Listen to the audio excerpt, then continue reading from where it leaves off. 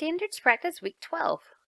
Number 1. Which is the graph of the solution for the system of inequalities seen here? So, a couple of things. We need to look at its inequality sign. We need to determine if it's dashed or solid. And we need to determine if you're going to shade above that line or below that line. Well, each of these do not have an or equal to on them, so they should be dashed. It's really hard to tell from the figures if they're dashed or solid. It kind of looks like they're all dashed, so that's not going to help.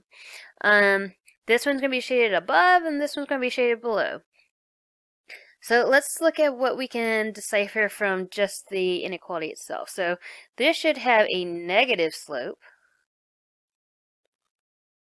And the second one has a positive slope. So one should be positive, one should be negative. Well, that automatically eliminates this one and this one because they are not the same. Or they are the same. So these are both positive slopes and these are both positive slopes. So it has to be this one or this one. Alright, so with the negative slope one, the one that's going downward, I should shade above because y is greater than. So shade above. And this one, is y is less than, so I should shade below this line. So I need to know which of my negative slope ones is shaded above it. Well, if I look above this one, this has an empty space. For this negative slope, it is shaded everywhere above. And then y should be less than the positive slope one. So the positive slope where it goes up, left, right should be shaded down. Well, that one's shaded down, and this one is shaded down below that line. Let's look at number 2. Compare the graph of function g with the graph of the parent function f of x. Select all that apply. Okay, so a few things. Anything that deals directly with x is going to deal with anything horizontal. So if it stretches it or compresses it, or if it moves left or right. So anything that directly affects the x. Anything outside of that will deal with the y, and that'll move it up or down, or vertically compress or stretch it. So here's the original. Well, one thing I did to it, this -2, remember I said x's lie to you, that's why they're your x's. So even though -2 seems like it moved to the left 2, it's actually going to move to the right 2.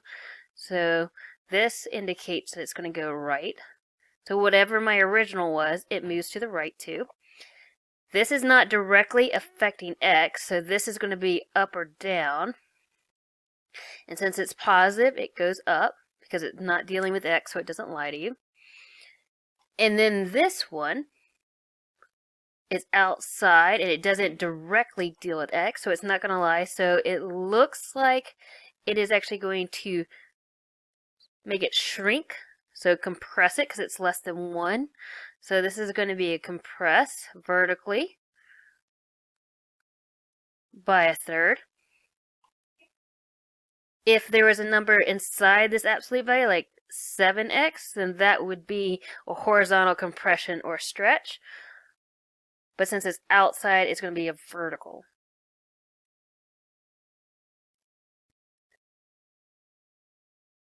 Number 3. Manuel wants to raise between $250 and $350 for charity. His parents donated $70, so that's a flat constant rate. And then Manuel asks others to contribute $10 each, so this is going to be changing. How many people will need to contribute for Manuel to reach his goal? Which inequality best describes this situation? Okay, so I know he needs to raise between $250 and $350. So it's somewhere in between here. So I need a value that's bigger than $250 but smaller than $350. So that automatically eliminates all but one answer. But let's go ahead and finish it off because number 4 just says to solve it. $10 each, this is the part that changes, so that would be 10x, and then the constant 70, so plus 70. So that tells you the answer to number 3. Number 4 just wants you to solve it, so I'm going to show you how to do that.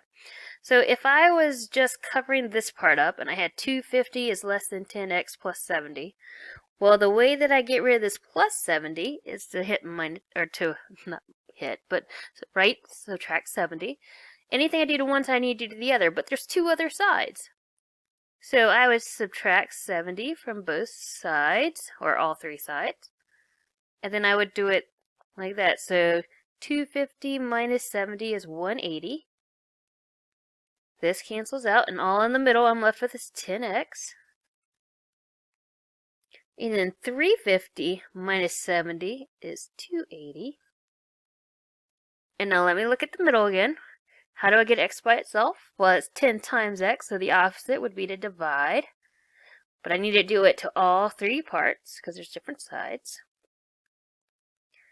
And so this cancels out. So whatever 180 divided by 10 is would be here. So you'd put that number here. And then x is the only thing that's left here. And then 280 divided by 10, you put that number here. So this is a compound inequality because you have more than one inequality sign.